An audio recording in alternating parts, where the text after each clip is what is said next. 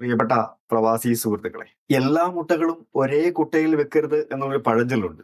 ഇത് നിക്ഷേപ ലോകത്തെ ഏറ്റവും അടിസ്ഥാനപരമായിട്ടുള്ള ഒരു നിയമവും കൂടിയാണ്. നിങ്ങൾ കഷ്ടപ്പെട്ടുണ്ടാക്കിയ പണം മുഴുവൻ ഒരൊറ്റ സ്ഥലത്ത് നിക്ഷേപിക്കുന്നത് എത്രത്തോളം അപകടകരമാണെന്ന് നിങ്ങൾക്കറിയാമോ? ഇന്ന് നമ്മൾ സംസാരിക്കുന്നത് നിങ്ങളുടെ നിക്ഷേപങ്ങളെ സുരക്ഷിതമാക്കാനും സ്ഥിരതയുള്ളതാക്കാനും വരുമാനം നേടാനും സഹായിക്കുന്ന വൈവിധ്യവൽക്കരണം എന്ന ശക്തമായ തന്ത്രത്തെക്കുറിച്ചാണ്. പലരും ഒരു ആവേശത്തിൽ തങ്ങളുടെ മുഴുവൻ സമ്പാദ്യവും ഏതെങ്കിലും സ്റ്റോക്കിലോ അല്ലെങ്കിൽ ക്രിപ്റ്റോ കറൻസിയിലോ അതുമല്ലെങ്കിൽ മറ്റേതെങ്കിലും റിയൽ എസ്റ്റേറ്റ് മേഖലകളിലോ മാത്രമായിട്ട് നിക്ഷേപിക്കും. തുടക്കത്തിൽ ചിലപ്പോ അത് നല്ല ലാഭം തന്നേക്കാം. പക്ഷേ പ്രത്യേകിച്ച് ആ മേഖലയ്ക്ക് എന്തെങ്കിലും ഒന്ന് സംഭവിച്ചാൽ തിരിച്ചടി നമുക്ക് സംഭവിക്കും. ഉദാഹരണത്തിന് റിയൽ എസ്റ്റേറ്റ് മാർക്കറ്റ് പെട്ടെന്ന് ഇടിഞ്ഞ് നിങ്ങളുടെ നിക്ഷേപം മുഴുവൻ അവിടെയാണെന്നുണ്ടെങ്കിൽ അത് കുടുങ്ങിപ്പോകും. പെട്ടെന്നൊരു ആവശ്യത്തിന് പണം കണ്ടെത്താൻ നിങ്ങളപ്പോൾ ബുദ്ധിമുട്ടേണ്ടി വരും. അതുപോലെ തന്നെ നിങ്ങൾ നിക്ഷേപിച്ച കമ്പനി തകർന്നു പോയാൽ നിങ്ങളുടെ സമ്പാദ്യം മുഴുവൻ നഷ്ടപ്പെട്ടേക്കാം. ഈ ഭീമമായ നഷ്ടസാധ്യതകൾ ഒഴിവാക്കാനുള്ള ഒരേ ഒരു വഴിയാണ് വൈവിധ്യവൽക്കരണം. അപ്പൊ എന്താണ് വൈവിധ്യവൽക്കരണം എന്ന് ചോദിച്ചു കഴിഞ്ഞിട്ടുണ്ടെങ്കിൽ നിങ്ങളുടെ നിക്ഷേപങ്ങളെ പലതരം ആസ്തികളിൽ വിഭജിക്കുന്നതിനെയാണ് വൈവിധ്യവൽക്കരണം എന്ന് പറയുന്നത്. എല്ലാ ആസ്തികളും ഒരേ സമയത്ത് ഒരേപോലെ പ്രവർത്തിക്കണമെന്നില്ല. ചിലപ്പോൾ സ്റ്റോക്ക് മാർക്കറ്റിലെ മികച്ച പ്രകടനം കാഴ്ചവെക്കുമ്പോൾ സ്വർണത്തിന്റെ വില കുറഞ്ഞിരിക്കും. റിയൽ എസ്റ്റേറ്റ് മോശമാകുമ്പോൾ ചിലപ്പോൾ ബോണ്ടുകൾ നല്ല വരുമാനം തന്നിരിക്കും.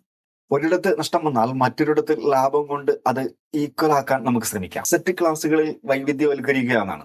നിങ്ങളുടെ പണത്തെ താഴെ പറയുന്നവയിൽ വിഭജിച്ച് നിക്ഷേപിക്കുക.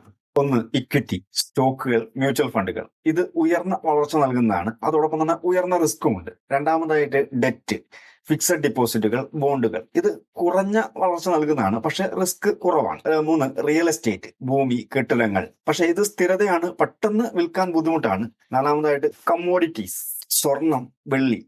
ഇത് പണപ്പെരുപ്പത്തിന് ഒരു പരിധിവരെ നമുക്ക് സംരക്ഷിക്കാൻ കഴിയും. ഇനി രണ്ടാമതായിട്ട് അസറ്റ് ക്ലാസുകളിലുള്ള വൈവിധ്യവൽക്കരണമാണ്. നിങ്ങൾക്ക് സ്റ്റോക്കിലാണ് നിക്ഷേപിക്കുന്നതെങ്കിൽ നിങ്ങളുടെ മുഴുവൻ പണവും ഒരേ കമ്പനിയിൽ നിക്ഷേപിക്കാതെ പകരം പല പല കമ്പനികളിൽ നിക്ഷേപിക്കുക എന്നുള്ളതാണ്. ഉദാഹരണത്തിനാണ് ബാങ്കിങ്, IT, ഫാർമസ്യൂട്ടിക്കൽ, അങ്ങനെ വിഭജിച്ച് സ്റ്റോക്കുകളിൽ നിക്ഷേപിക്കുക. മ്യൂച്വൽ ഫണ്ടുകൾ സ്വാഭാവികമായും ഈ വൈവിധ്യവൽക്കരണം നൽകുന്നുണ്ട്. മൂന്നാമതായിട്ട് ഭൂമിശാസ്ത്രമായി വൈവിധ്യവൽക്കരിക്കുക എന്നുള്ളതാണ്. കുറച്ചുകൂടി അഡ്വാൻസ് ആയിട്ട് ചിന്തിക്കുന്നവർക്ക് ഇന്ത്യൻ മാർക്കറ്റിന് പുറമെ US മാർക്കറ്റിലോ മറ്റ് അന്താരാഷ്ട്ര മാർക്കറ്റുകളിലോ നിക്ഷേപിക്കുന്നതിനെ കുറിച്ച് ആലോചിക്കാം.